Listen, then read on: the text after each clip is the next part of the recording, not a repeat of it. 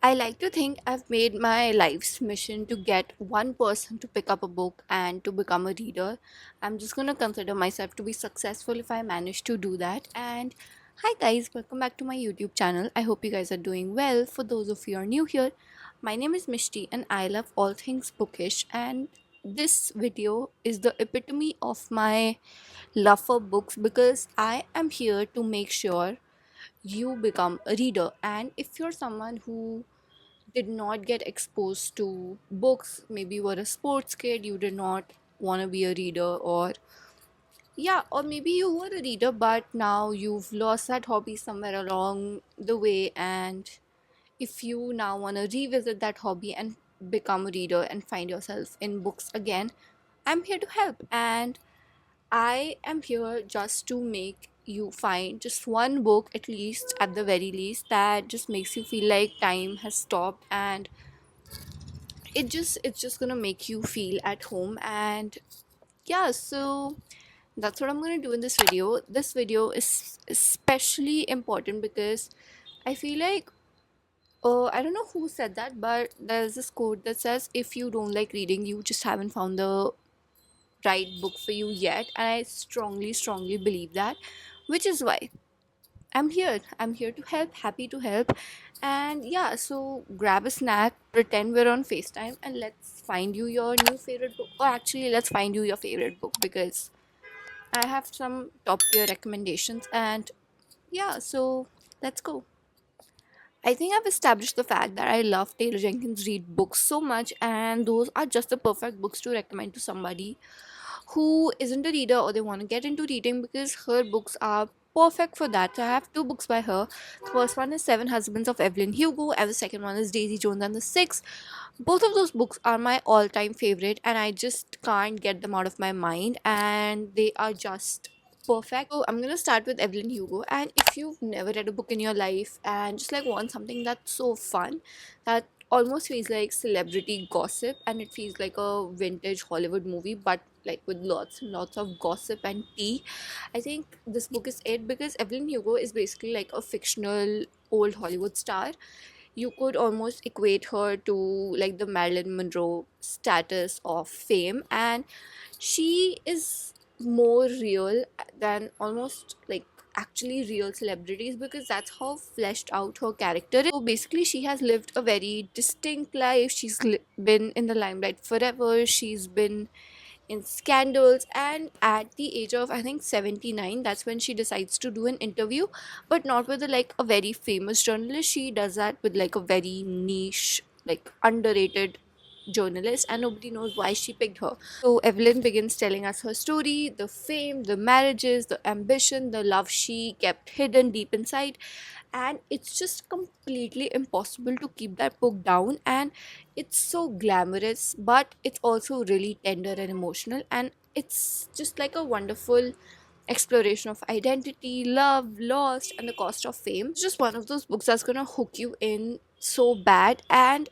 there's gonna be a twist that's gonna have you sobbing and bawling your eyes out. And if you're someone who thinks reading is boring, or if it's not for you, and just like you think that reading doesn't seem up your alley, I think Evelyn Hugo has the capacity to change your mind because it's just so wonderful. The next one I want to talk about is Daisy Jones and the Six, also by Taylor Jenkins Reid. And if you've wished to ever experience a 70s rock music life, I think this is your sign to pick up this book, because it does that. And so basically it's about this rock band that just goes into fame, and it's so huge in the world. And all of that happens because the producer, he saw Daisy's worth, and they put the band and Daisy together, and that's when just all hell loses, and it just turns into such a global worldwide phenomena. And the chemistry between Daisy and Billy, the lead singer, is just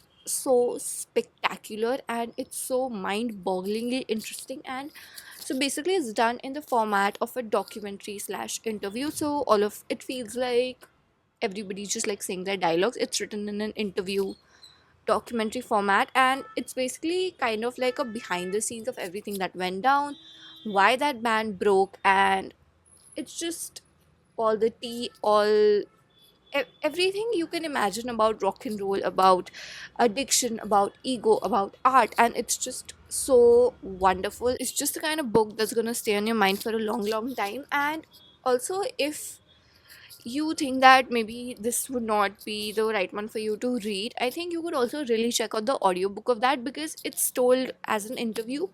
Every single person telling out their own story as an audiobook format also could really help you get into the story. And there's also a whole Amazon Prime series on it, and I am the first person to say that the books are always better than the adaptations, but this particular adaptation, it just does everything so well and it's incredible. So if you're still interested in the story but might not want to pick it up still, you can check out the series, but I do think you should check out the book first. So the next book is for all of my hopeless romantics, and especially if your personality is just built off 2000s rom-coms and you end up on a created dramatic playlist every now and then. So basically, better than the movies by Lynn Painter, it's a YA romance, and it just reads like a comfort movie. And this is the perfect book for anybody who wants to get into romance. Even if you're a prolific romance reader, I still think better than the movies is incredible.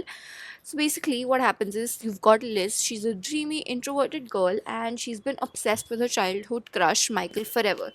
Now he's suddenly back in town, and Liz is determined to finally have her big cinematic prom moment with him.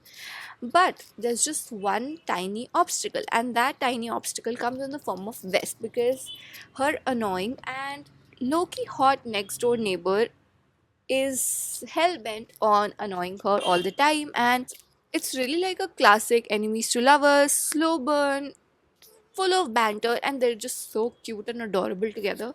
And Wes is just the kind of love interest that's gonna make you wish that he was real. He's so funny, he's thoughtful, he's gonna remember everything about you, and it's just really light, wholesome, and I think it's perfect for anybody who wants to explore the romance genre or wants to explore reading in general. And I think Wes might just be like the internet's most beloved fictional boyfriend, and for all the right reasons, honestly. And there was a sequel that came to Better Than the Movies, but I unfortunately did not enjoy that a lot. But Better Than the Movies is actually really good. Okay, so the next book I want to talk about is so special to me because I just read it recently, but I can't stop gushing about it. And the next one I talk about is First Time Caller by B.K. Bodison. And basically, if you're into slow burn romance, heartfelt family moments, and a single parent, I think this book is just like a hug in a book format. And so basically, in First Time Caller, you follow Aiden and Lucy, and Aiden is a radio show host who gives, basically he gives relationship advice, right?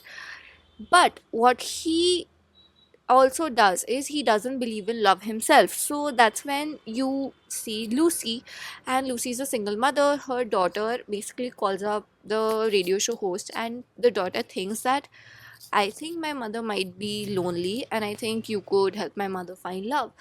But what she doesn't know is that particular segment of the radio show ends up going viral, and suddenly the entire world is invested in her story. And so basically, they get Lucy to come on the show, and they start talking about her life there. She goes on dates. But what you don't know is they end up falling for each other, and that's not a slope, and that's what you expect of romances, right? So this is a Sleepless in Seattle fan fiction. I haven't watched that, but I totally adored this book. And the thing about this book is, I don't think you're gonna find one single character that you don't like. I have a cold, I'm so sorry. But yeah, so not one single character that you won't like, take my word for it. And this is just so charming, and I just dropped the book, but it's just so charming and so comforting, and I think First Time Caller needs to be read by you. So yeah, I just love this book. I just keep thinking about it, and I keep recommending it to people. It's so good, and I loved it. So if you're someone who maybe isn't a romance person, if you're more inclined to read a mystery or a thriller, I also have two great recommendations for you. So the first one is Never Lie by Frida McFadden, and that's the first Frida McFadden book I personally read. And this book is kind of scary and haunting. And so basically, the two characters, they are newlyweds, and they are out and about to find their dream house. And That's when they stumble upon a old secluded manor, and it was once owned by like a renowned psychiatrist, Dr. Adrian Hale. But when a blizzard strikes, they end up being trapped in that house with no escape, there's no way out, and that's when a nightmare begins. So while they sort of wait out the storm, Trisha, the female character, she basically finds something she wasn't expecting. She finds a hidden room which is filled with cassette tapes, and these tapes are basically from the psychiatrist sessions with her clients. And she starts listening to those tapes, and that's when everything sort of starts spiraling. And she starts to find out information about Dr. Hill's like very dark and twisted past. So the more tapes she started listening to, the more things got distorted, the more she started to question everything around her. And this one was just really incredible. I don't know, I feel like if you're someone who's already read too many thrillers, I don't think it would appeal to you that much. I don't think it would fascinate you that much. But for a beginner and for someone who hasn't read thrillers before, I think Never Lies a perfect like gateway into the genre. So the next we're going to talk about is another thriller, and this is Listen for the Lie by Amy Tintera. I hope I'm saying that right. So this is basically for all of you who really like true crime, mystery, and psychological thrillers that are just going to make your mind spin, because this book just does exactly that. And so basically it's about these two best friends, Lucy and Savvy, and they were just like the picture perfect best friends. They had everything, they were great together. And Lucy, she had the perfect life. Savvy was the social butterfly. Everybody loved her, but then everything starts to fall apart. What happens is Lucy is basically found wandering the streets with her best friend's blood, and everybody thinks she killed Savvy. But the problem is, Lucy has absolutely no idea what happened that night, and she literally has zero memory of everything that went down. And basically the entire problem then starts around the fact that nobody ends up believing her, and they just don't believe her because of course she was caught with her blood on their hands, right? Fast forward years later, Lucy has moved on, she started a new life in LA, and she is determined to forget everything that happened in her small town. But that's when a podcast starts to dig up more information on that case, and that's when things start to fall apart. She goes back to her town, things start spiraling. And honestly, this book will just mess with your head in the best way, because it has a really twisted plot, and it has an unreliable narrator. You don't know whether to believe her, you don't know whether to actually accuse her, and the suspense will just have you hooked, and it's so incredible. If you've never read a thriller before, this one is the perfect place to start, in addition to Freedom McFadden's Never Lie. And this is just so intense, it's so emotional, and it's really full of shocking references, and I really enjoyed this one. Okay, so in the next section of this video, I'm going to talk about two classics, and I've already made a longer video where I recommend a lot other beginner friendly classics, but in this video, I'm just going to talk about two, which are Wuthering Heights by Emily Bronte and A Little Princess by Frances Burnett. And so basically, in Wuthering Heights, this story is told through the perspective of Lockwood. He's a new tenant at a nearby estate, and he is seeking shelter from a storm, and that's when he visits Heathcliff's mansion. And that's when you see like a really haunting tale of love, betrayal, and revenge. Honestly, if you're expecting a healthy relationship out of this book, you're wrong, because Heathcliff is probably one of the most morally corrupted characters in the history of classic literature. And the heart of this novel is when you explore the really passionate and destructive relationship between Catherine and Heathcliff. And when Catherine basically decides to marry this other person, that's when Heathcliff starts to show off his bitterness and vengeance. And it's just so raw, it's so electrifying, and it's so interesting, and it's so intense. And Wuthering Heights is the exactly the kind of classic that's gonna clench its claws in you and it won't let you go. So we're going to talk about is A Little Princess by Frances Burnett. And so basically, if you're looking for a heartwarming classic and maybe destructive relationships aren't for you, and if Wuthering Heights doesn't seem up your alley, I think A Little Princess is incredible. So basically, it's really heartwarming. It's full of emotion. It's full of hope. And A Little Princess is basically, it follows the story of Sarah, and she is an imaginative and a really bright young woman, and she seems to have everything: a loving father, wealth, and a promising future. But that's when a tragedy strikes. Unexpectedly, her father passes away, and That's when Sarah's life just starts to crumble and it's turned upside down. She's left with no money, she's mistreated, she's forced to live in an attic, and she's basically just really treated like a servant. And there's the thing, Sarah is no ordinary girl.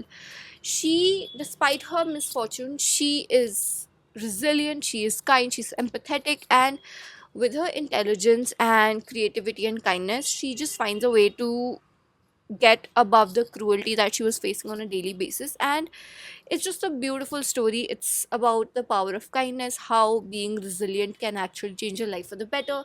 And it's just like a really uplifting tale of perseverance, and A Little Princess was so so good and I can't recommend it enough. Okay, so the next book we're gonna talk about is the Serpents and Wings series. I think it's called the Crowns of Nyaxia series.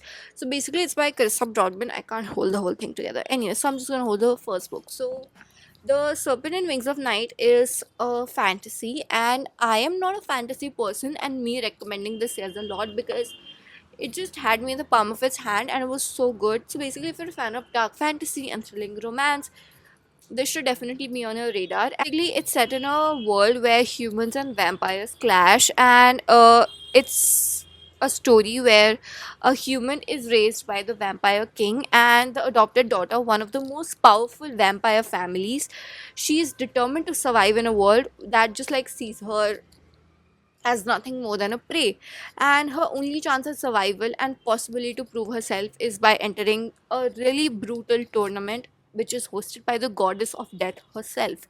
And through all of that, it just hooks you in so much. And if you're into high stakes tournaments, forbidden romance, and a world where your destiny is sort of set and nobody sees you as for what you are but just as a prey, I think this book is definitely for you. And me saying this says a lot because I don't enjoy fantasy, I'm not a fantasy person, but this was incredible. So The Serpent of Wings and Night.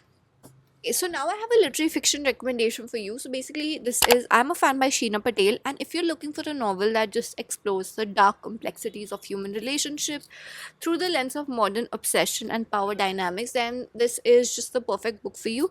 So what happens is the protagonist of this story is completely and utterly obsessed with this one guy, and that guy is obsessed with more women. And so basically what happens is the protagonist then spirals into stalking him, stalking the other girls that he liked. And it just basically shows how easy social media makes to sort of infiltrate somebody's life. And it's just so fast paced. It's written in like really short chapters, so it's written in like it's almost the size of a social media post. So if you also have a attention span of a goldfish, I think this could be it. And it just dives into sex, it dives into violence, it dives into politics, and just like Sheena Patel's voice is so raw and visceral, it's just so interesting.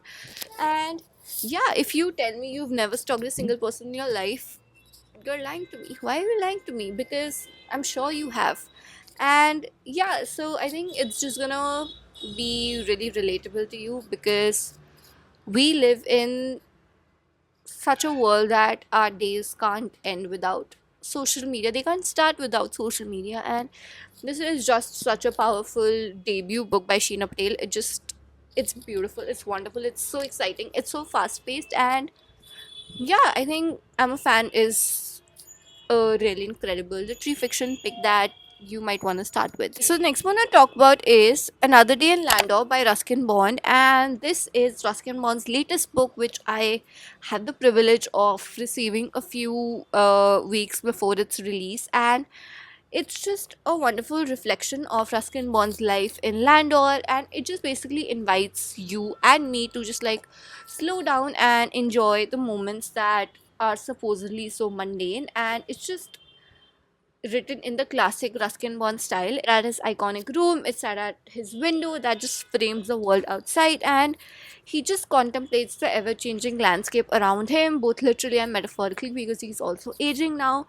He just like wonderfully celebrates the nostalgia and acceptance of his life ever changing. And He celebrates the natural beauty of his surroundings, and it's just gonna make you wanna go to Landor because that's what it did to me. And it's just like a really quiet meditation of life, celebrating the richness in small moments and just like the beauty of nature. And I think it's just like a classic Ruskin Bond book, which that's all I need to say to convince you. Because if you don't know who Ruskin Bond is, I'm sure you're living under a rock, because this is his latest, and I think you need to get on the bandwagon. So the next one to talk about is Hot Water by Bhavika Govil, and this is a really underrated gem. It just came out recently. It's a debut novel, and it basically takes you on a warm yet really intensely emotional journey through the lives of Meera, Ashu, and their mother. And when you see them on the surface level, it seems like they have everything together. They are a close-knit family, but beneath all of that sunshine, there's something simmering, and it's about to spill over. And they all have their own secrets, and that's when one blistering summer, everything changes and everything comes out to the forefront, and their secrets are out in the world. And it's just a really great debut novel. She weaves a story about something that's so familiar yet really, really complex, because she explores how love, while it can hold us together, but it can also tear us apart. And yeah, it's a beautifully raw and heart wrenching story, and I can't recommend it enough. That's Bhavika Govil's debut novel, Hot Water. And if you've made it to the end of this video, I really appreciate that, because that actually tells us a lot, because it really shows how you're really wanting to become a reader, and you really want to. And and if you've made it to the end of this video, thank you. And that already tells me something, that you really want to become a reader, and you're in the right place. And you don't have to become a reader overnight. You don't need to set 100 books a year Goodreads reading challenge, and you just need one story that's gonna stay with you. And I hope you found that in this video. It could have been in the heartbreak of Evelyn Hugo, the plot twist in the thrillers, and maybe in the quiet hills of Ruskin Bond's Landor. And if just one book from this list makes you feel something, makes you want to read another, then what's better than that? And yeah, so drop a comment about which book you're thinking of reading next, which book you want to start with. And yeah, so let's talk in the comments. And if you have some other book recommendations for beginners, feel free to drop them in the comments. And if you want more recommendations like these, please subscribe, because trust me, I have a lot of recommendations to go around. And yeah, so I hope this video helped you find a new book that tickled your fancy. And yeah, welcome to the club. That's all I can say. And yeah, thank you for watching, and happy reading, and bye.